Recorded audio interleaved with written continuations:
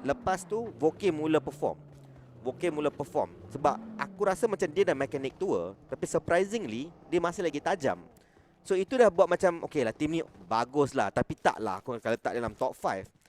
Lepas tu ada benda berlaku, which is kemasukan Faxcry. Masa Faxcry masuk AG tu, aku rasa tim tu dah wow, tim ni boleh top 5 sekarang. Sebab mula-mula Faxcry tak ada dalam tim AG ni. Dia masuk sedikit lewat ke dalam tim AG. Dia masuk pada pertengahan SSS mungkin bulan lepas dan bulan lepas-lepas. Dan pada waktu itu baru AG nampak lebih stable, lebih solid.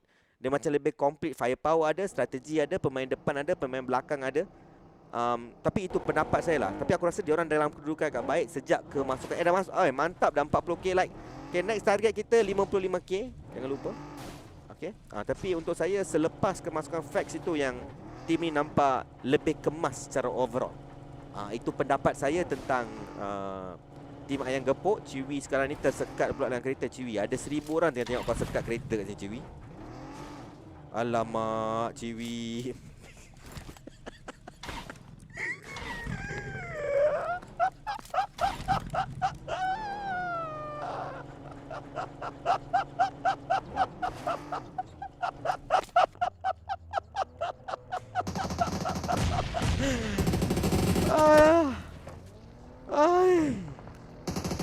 Tapi pada ketika ni kita lihatkan Ayam Gepuk yang baru kita cakapkan sebentar tadi. Tolong jangan rata kat sini. Tolonglah, saya baru puji awak oi.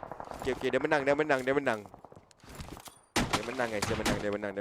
Tiada curse. Tapi sekarang ini kita akan melihatkan AG. Sambil dah mati.